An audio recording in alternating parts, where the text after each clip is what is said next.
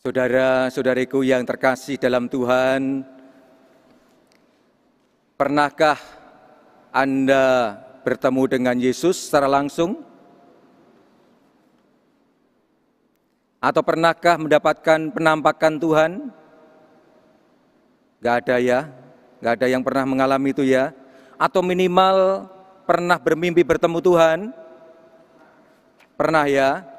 Biasanya anak-anak yang kerap kali bermimpi bertemu dengan Tuhan Yesus, bertemu dengan Bunda Maria. Saya pun juga belum pernah, mimpi pun juga belum pernah, apalagi bertemu langsung. Maka yang sekarang menjadi pertanyaan saya adalah, apakah Anda, kita semua yang belum pernah bertemu dengan Yesus, belum pernah melihatnya itu, percaya bahwa Yesus itu bangkit dari alam mati dan hidup kembali di antara kita? Percaya? Percaya ya? Syukur pada Tuhan. Saya pun juga percaya demikian.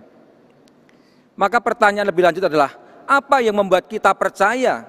Apa yang membuat kita yakin bahwa Yesus itu sekarang ini hidup kembali setelah bangkit dari alam maut, setelah bangkit dari kematian?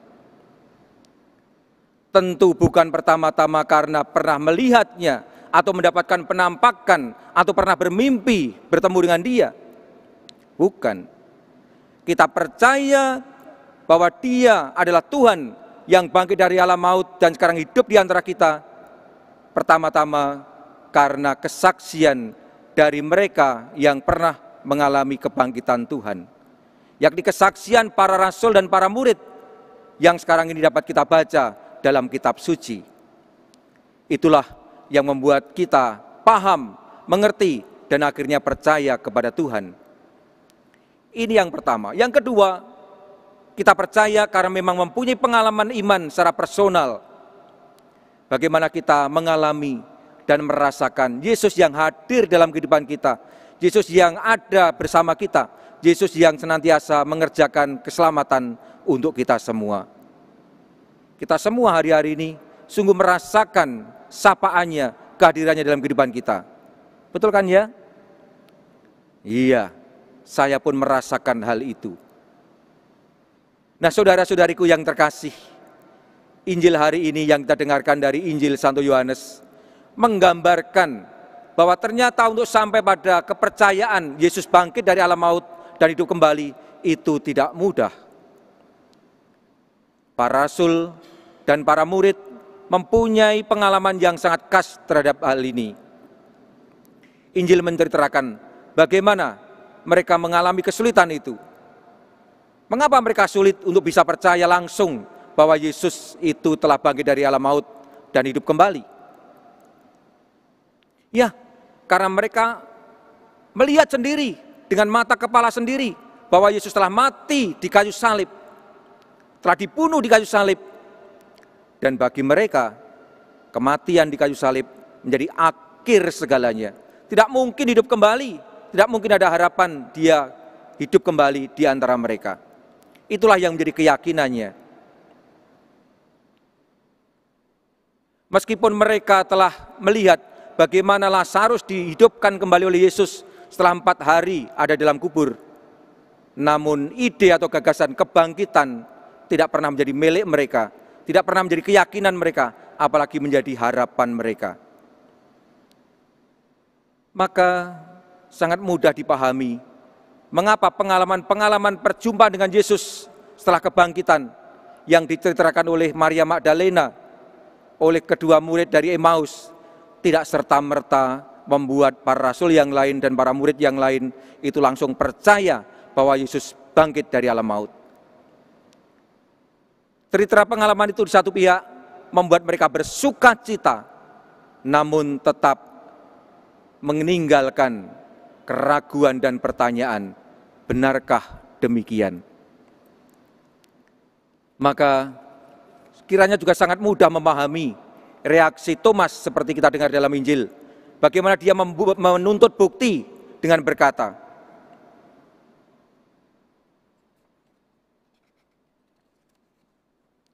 sebelum aku melihat bekas paku pada tangannya Dan sebelum aku mencucukkan jariku ke dalam bekas paku itu dan mencucukkan tanganku ke dalam lambungnya, sekali-kali aku tidak akan percaya. Sebuah reaksi yang sangat manusiawi, sebuah reaksi yang sangat wajar. Dan itu menggambarkan pergulatan yang sangat real manusiawi, betapa tidak mudah untuk langsung mempercayai bahwa Yesus bangkit dari alam maut dan hidup kembali.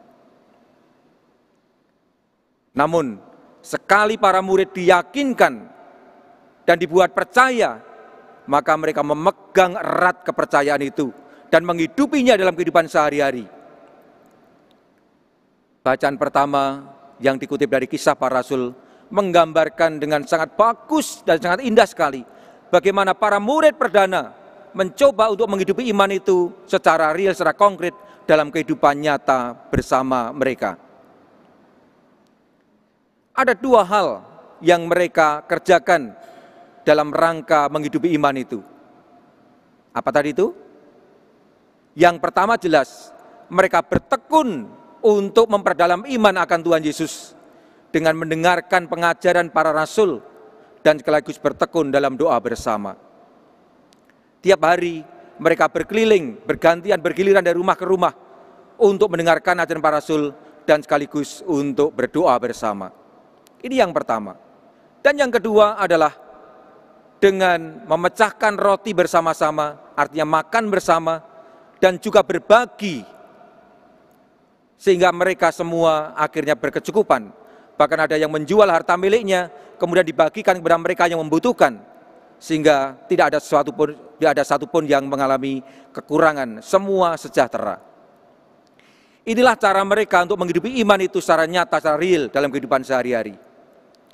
Dan rasa-rasanya ini sangat cocok sekali dengan apa yang kita alami, yang kita buat hari-hari ini. Setiap hari kita berkumpul dalam keluarga, berdoa bersama-sama, memperdalam iman kita. Bahkan ada yang mendengarkan sabda dengan membaca kitab suci secara bersama-sama. Hanya bedanya, kalau para murid pertama itu bergilir dari rumah ke rumah, sekarang justru kita itu ada di rumah sendiri, tidak berkeliling kemana-mana.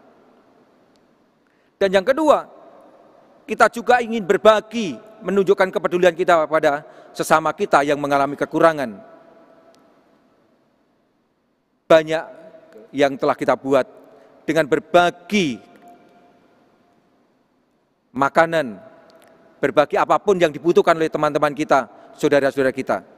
Rasa-rasanya situasi yang sekarang ini kita hadapi atau yang kita buat mirip sekali dengan situasi dan kondisi jemaat perdana. Maka kita bersyukur mempunyai pengalaman yang indah ini.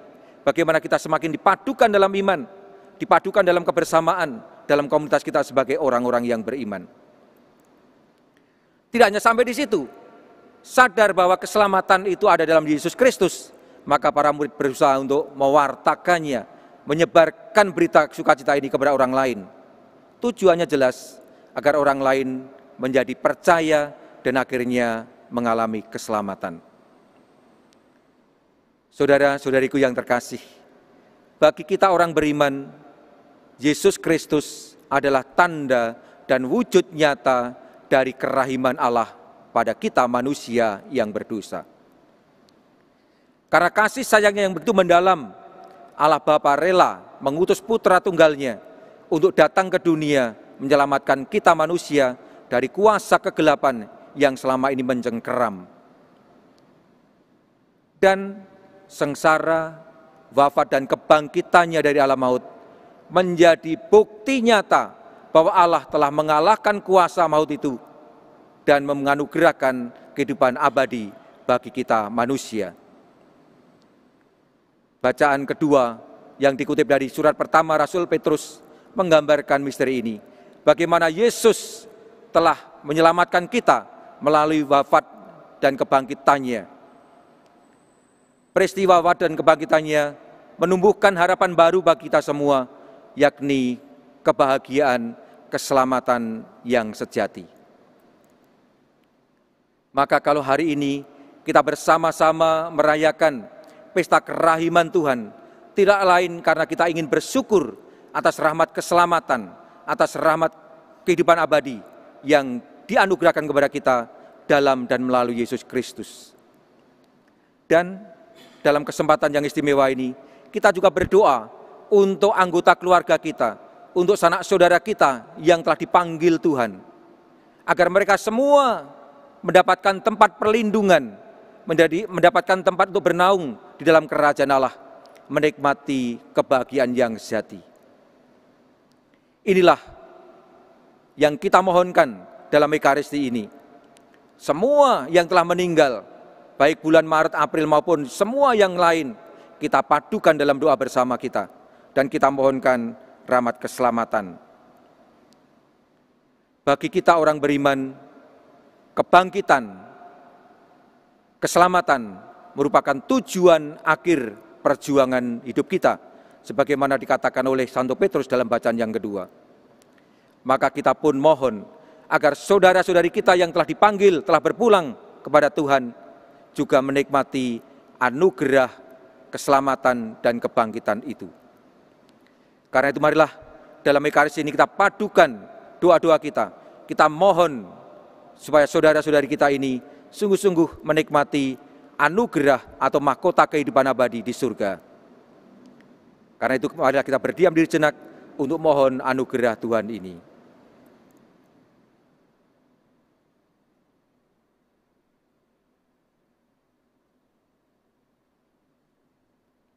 Kemuliaan kepada Bapa dan Putera dan Roh Kudus.